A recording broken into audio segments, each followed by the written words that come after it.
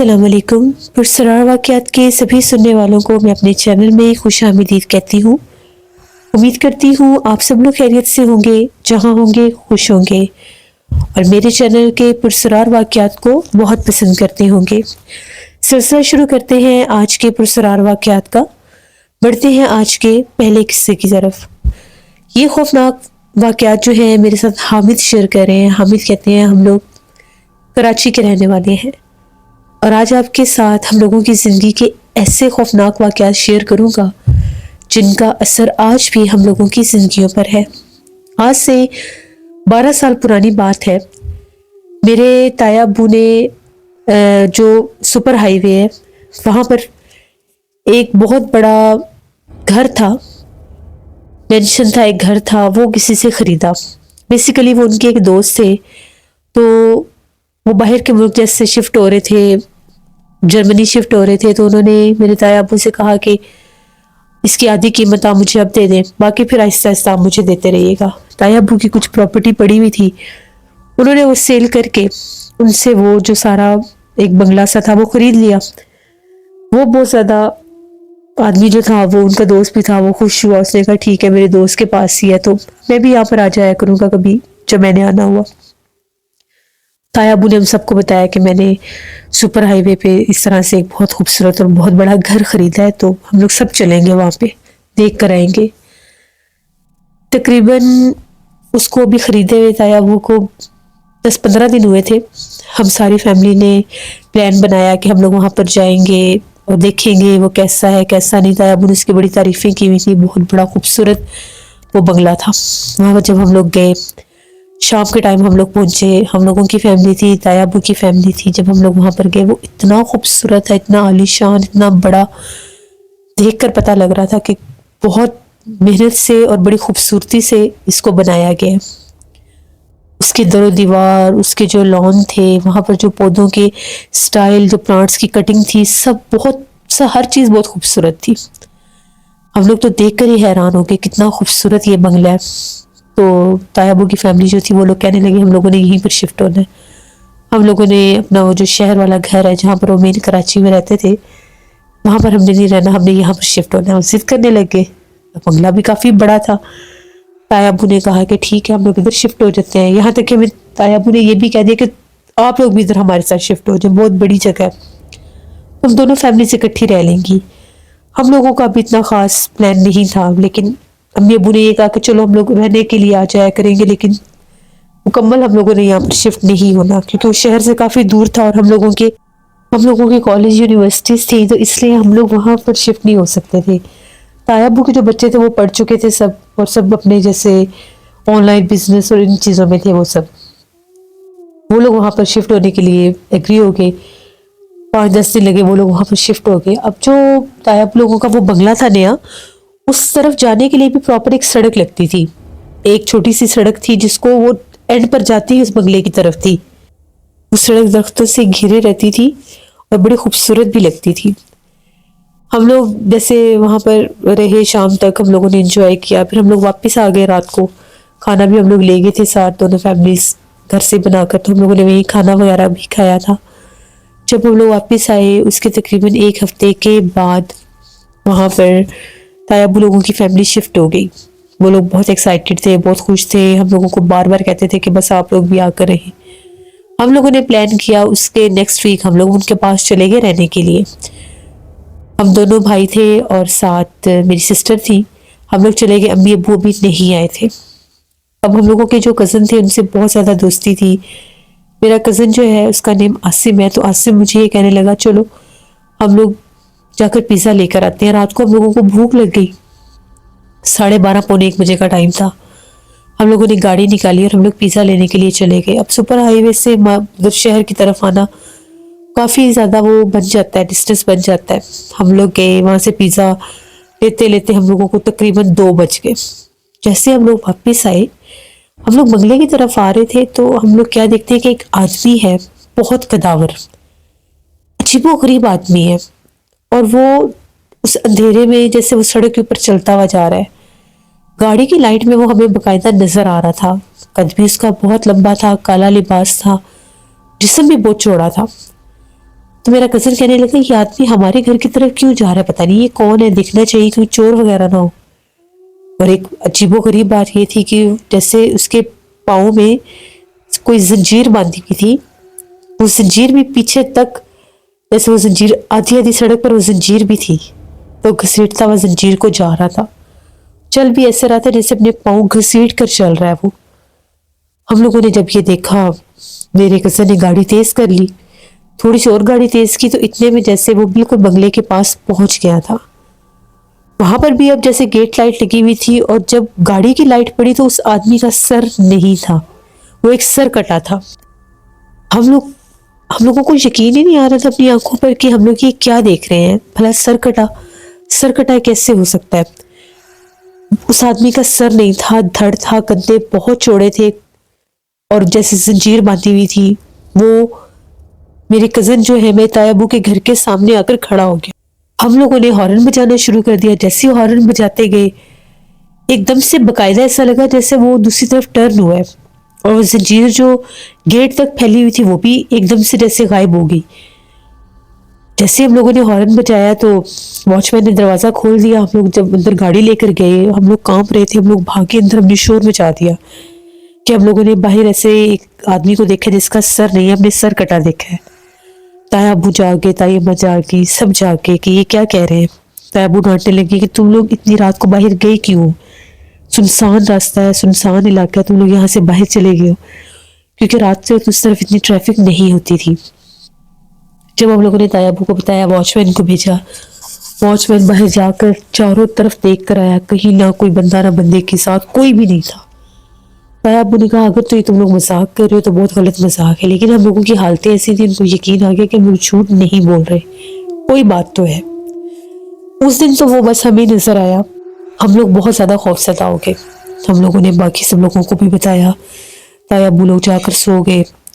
ہم لوگ پیزا وغیرہ ہر چیزیں لے کر آئے، وہ ساری چیزیں بیچ میں ہی رہ گئی نا، ہم لوگ اتنا ڈر گئے تھے۔ اس کے بعد اب روز رات کے وقت ایسا لگنے لگا جس طرح سے کوئی زنجیر پہنے پاؤں میں باہر گیٹ تک آتا ہے، اور باقاعدہ آ کر گیٹ کو کھٹکھٹاتا ہے۔ جس ٹائم واچ مین دروازہ کھولتا تھا باہر کوئی بھی نہیں ہوتا تھا۔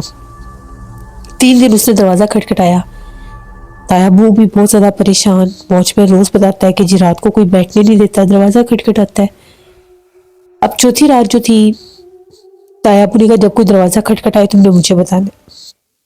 جیسے آدھی رات کو کسی نے دروازہ کھٹکھٹایا، تایا ابو جلدی سے گئے، واچ مین کے ساتھ باہر نکلے تو کسی کے غرانے کی آوازیں آ رہی جیسے بہت بھاری کوئی سانس لے رہا ہے۔ تھوڑی دیر کے بعد ان لوگوں کی چیخیں گونجنے لگ گئیں، تو جب وہ شور شرابہ ہم لوگوں نے سنا، ہم لوگ بھی جاگ کے باہر آ کر دیکھا تو واچ مین اور تایا ابو جو تھے وہ باہر تھے، اور وہ لوگ ایسے تھے جیسے ان دونوں کو کسی نے ہوا میں اٹھایا ہوا ہے، پاؤں ان کے جیسے زمین پر نہیں تھے۔ ہم لوگ جب بھاگے، ہم لوگوں نے ان کو بڑی مشکل سے چھڑوایا، ہم لوگوں نے اپنے گلے پکڑے ہوئے تھے، سانس پھولے ہوئے تھے، ہم لوگوں جیسے کیسے گھسیٹ کر ان کو اندر کیا، اس طرف ہمیں کچھ بھی نظر نہیں آیا، بس وہی بھاری سانس لینے کی آواز تھی۔ پانی وغیرہ پلایا، تایا ابو کی حالت بڑی خراب ہو گئی تھی۔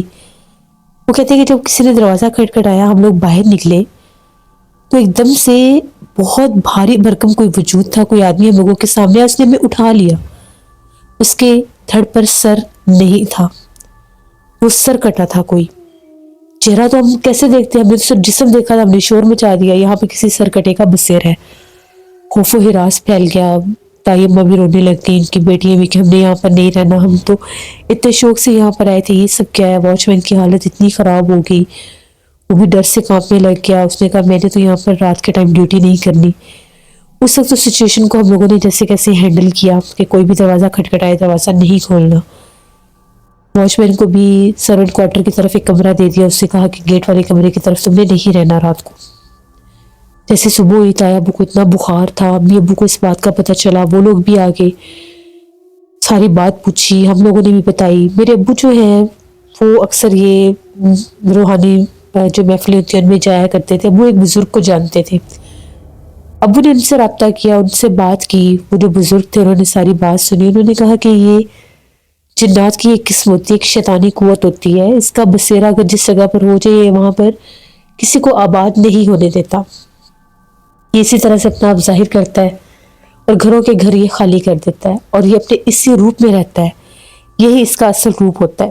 کبھی کبھار یہ ہوتا ہے کہ اس کا کٹا ہوا سر بھی نظر آ جاتا ہے, یا اس کے ہاتھ میں یا کسی ایسی جگہ پر جہاں پر اس کا دھڑ نہیں ہوگا اس کا سر نظر آ رہا ہوگا. تو یہ بہت سخت مخلوق ہوتی ہے. اگر تو وہ وہاں پر ہے تو میں اس کو نکال نہیں سکتا.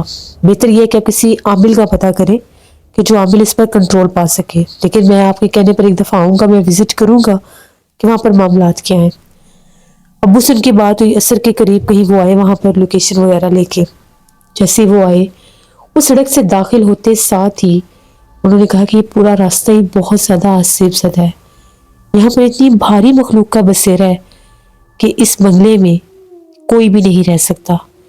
یہاں پر وہ رہتا ہے, اس کا اس پورے علاقے میں اس کا بسیرا ہے. اسی لیے یہ جگہ اتنی غیر آباد ہے, ویران ہے. اتنی خوبصورت ہونے کے باوجود یہاں پر رہنا خطرے سے خالی نہیں ہے, کیونکہ یہ موت کے گھاٹ اتارنے والی مخلوق ہے. میں اس کو نکال نہیں سکتا. اس پورے علاقے میں یہ سڑک سے لے کر یہ پورا جو یہ بنگلہ بنا ہوا ہے اس کی بیک سائڈ تک اس کا بسیرا ہے. یہاں پر آپ کوشش بھی کر لیں رہنے کی تو آپ نہیں رہ سکیں گے. وہ کافی دیر بیٹھے رہے, ایسی باتیں بتاتے رہے, پھر وہ چلے گئے. ایک عامل کا ہم لوگوں کو پتا چلا 3-4 دن بھاگ دوڑ کرنے کے بعد. وہ لوگ تو اس رات کے بعد وہاں پر رہے ہی نہیں, گھر خالی ہوتا تھا. ایک اور واچ مین کا بندوبست کیا. 2 واچ مین ہو گئے تھے رات کے, اور ڈیوٹی جو دیتے تھے ان کو سرونٹ کوارٹر والی سائڈ کا کمرہ دیا. وہ کہتے ہیں رات کو ایسا لگتا ہے جیسے گیٹ پر کوئی پتھر مارتا ہے, اور گھر کے اندر سے عجیب و غریب بھیانک آوازیں سنائی دیتی ہیں. کسی کے چلانے کی خوفناک آوازیں آتی ہیں. کبھی وہ آوازیں کسی مرد کی ہوتی ہیں, کبھی وہ آوازیں کسی خاتون کی ہوتی ہیں, عورت کی ہوتی ہیں. ہم لوگ یہاں پہ ڈیوٹی نہیں کر سکتے. وہ لوگ راتوں رات وہاں سے بھاگے. 2-3 دن لگے. ایک عامل کا پتہ چلا, عامل کو وہاں پر لے کر گئے. وہ عامل نے وہاں پر کوئی عمل وغیرہ کیا, پتہ نہیں وہ کیا ہوا کیا نہیں. وہ عامل الٹا ہو گیا یا اس مخلوق اتنی سخت تھی, اس نے تو عامل کو جیسے حملہ کیا اور بہت زیادہ مار پیٹ شروع کر دی. بڑی حالت ان کی خراب ہو گئی. باقاعدہ ان کو کوئی اندیکھا وجود ان پر تشدد کر رہا تھا. انہوں نے پڑھائی بند کی. ان کی حالت اتنی غیر ہو گئی, وہ وہاں سے بھاگ گئے. کوئی بات بھی نہیں کی, کوئی جواب بھی نہیں دیا. اب ڈر گئے ہم لوگ. ابو نے اپنے دوست سے بات کی تو اس نے کہا نہیں ایسا تو کچھ بھی نہیں ہے, میرے ساتھ تو ایسا کبھی نہیں ہوا. وہ سرے سے مکر گیا. 5-10 دن کے بعد ایک اور عامل کا پتہ چلا سندھ والی سائڈ سے. ان کو لے کر آئے. تو جیسے وہ آئے انہوں نے آ کر وہاں پر پڑھائی وغیرہ کی. انہوں نے کہا کہ بہت سخت مخلوق ہے, اس کو میں نکال نہیں سکتا. یہ اتنی اس کا وجود اتنا بھاری ہے, یہ اتنا اس کا اثر تیز ہے کہ اگر اس کو میں نے نکالنے کی کوشش کی تو کسی نہ کسی کا جانی نقصان ہو جائے گا, یا پھر میرا ہو جائے گا یا آپ لوگوں کے گھر میں سے کسی کا ہو جائے گا. تایا ابو نے وہی منع کر دیا اور کہا کہ نہیں, میں نے کسی کا بھی نقصان نہیں کرنا, محض یہاں پہ رہنے کے لیے ہم اس جگہ کو چھوڑ دیں گے. ابو نے اپنے دوست سے بات کی ساری کہ اس طرح سے یہ معاملات ہیں. پہلے تو وہ مان نہیں رہے تھے, پھر بعد میں وہ مان گئے. یہاں پر مسئلے مسائل تھے. میں نے یہ بہت عرصہ پہلے بنایا تھا. میں باہر چلا گیا تھا, فیملی بھی باہر ہوتی تھی ان کی, تو ہم لوگ بہت کم آتے تھے. تو یہاں پر اس مخلوق کا بسیرا ہو گیا. ہم لوگوں نے یہاں پر رہنے کی بہت کوشش کی, لیکن ہر کوشش کے باوجود ہم لوگ یہاں پر رہ نہیں سکے. تو میں نے پھر اس کو بیچ دیا کہ شاید ہمارے ساتھ ہی یہ مسئلہ ہے, تو کوئی اور خریدے گا تو اس کے ساتھ نہیں ہوگا. ہمیں کسی نے کہا تھا یہ آپ پر کوئی مخلوق پھینکی ہوئی, اگر کوئی اور آئے گا تو ان کو یہ نقصان نہیں دے گا. لیکن مجھے نہیں پتا تھا کہ یہ اس جگہ پر ہی رہتا ہے. پھر انہوں نے بڑی معافی تلافی کی, تو میرے تایا ابو کو پیسے واپس انہوں نے دیے, لیکن کچھ جیسے ہاف پہلے دیے ہاف بعد میں دیے. اتنا وہ خوبصورت بنگلہ تھا, لیکن وہ بھوت بنگلہ تھا, وہاں پر سر کٹے کا بسیرا تھا, یہ ہم نہیں جانتے تھے. اس کے اثرات آج تک ہم لوگوں کی زندگیوں میں اس طرح سے ہیں کہ اکثر تایا ابو بیمار ہو جاتے ہیں چاند کی مخصوص تاریخوں میں. وہ کہتے ہیں کہ مجھے وہ مخلوق نظر آتی ہے, اپنے گھر میں ان کو نظر آتا ہے. وہ کیوں نظر آتا ہے نہیں جانتے. بڑے ہم لوگ علماء کرام کے پاس, بزرگوں کے پاس, عامل حضرات کے پاس بھی گئے ہیں, لیکن وہ تایا ابو ٹھیک نہیں ہوتے. کچھ عرصہ آرام رہتا ہے, کچھ عرصے کے بعد ان کے وہ تعویذات غائب ہو جاتے ہیں, اور وہ دوبارہ سے ان کو مخلوق تنگ کرنے لگ جاتی ہے. پھر ہمیں لینے پڑتے ہیں. تایا ابو کو اس نے اتنا بیمار کر دیا کہ وہ چل پھر نہیں سکتے. اب وہ بیڈ پر ہی ہوتے ہیں. وہ پہج ان کو کر دیا, ان کی ٹانگیں ختم ہو گئی. تو یہ میرے تایا ابو کی کہانی ہے. ان کی آج بھی وہ ڈرتے ہیں, ابھی بھی اللہ ان کو زندگی صحت دے, وہ ٹھیک ہو جائے, ہم ان کے لیے دعا کرتے ہیں. آپ بھی کریے گا. کبھی بھی کوئی جگہ لینے سے پہلے 100 دفعہ سوچا کریں, اور پھر ایسی لوکیشن پر جو بالکل ویرانوں میں ہو تب وہ جگہ لیا کریں. یہ ہماری ایک کہانی تھی. بہت شکریہ حامد آپ کا. جیسے یہ بات بالکل ٹھیک ہے, جو جگہ ویرانوں میں ہو, سنسان علاقوں میں ہو, وہاں پر آباد ہونا ناممکن ہوتا ہے, کیونکہ وہاں پر اثرات ہوتے ہیں ایسی مخلوقات کی. تو اللہ سے رحم مانگنا چاہیے. یہ تھے آج کے پرسرار واقعات. امید کرتی ہوں آپ لوگوں کو پسند آئے ہوں گے. انشاءاللہ اب رمضان شریف شروع ہو رہا ہے, تو اس میں پھر سٹوریز کی روٹین بھی میں آپ لوگوں کے ساتھ شیئر کروں گی, اور کس ٹائمنگ پر آئیں گی میں وہ بھی ریویل کروں گی, آپ لوگوں کو بتا دوں گی. تو آپ لوگ ضرور چینل کو جو لوگ وزٹ کر رہے ہیں سبسکرائب کریں. رمضان المبارک کی آمد ہے, اپنا بہت خیال رکھیں. گھروں میں اب رونقیں سجیں گی انشاءاللہ. اللہ یہ مبارک مہینہ ہم سب کے لیے خوش قسمت کرے, آمین. آپ اپنا فیڈ بیک مجھے ضرور دیں. آپ لوگوں کو آج کے پرسرار واقعات کیسے لگے؟ آپ لوگ بھی اپنے پرسرار واقعات شیئر کر سکتے ہیں ڈسکرپشن باکس میں دیے گئے ای میل آئی ڈی nushin57@gmail.com پر. اس کے علاوہ آپ لوگ مجھے کمنٹ باکس میں بھی سٹوری شیئر کر سکتے ہیں. اپنا بہت سا خیال رکھیے گا. اپنی ڈھیروں دعاؤں میں مجھے, میری فیملی, میرے پورے پاکستان کو یاد رکھیے گا. Thank you for listening my stories. Stay tuned. اللہ حافظ.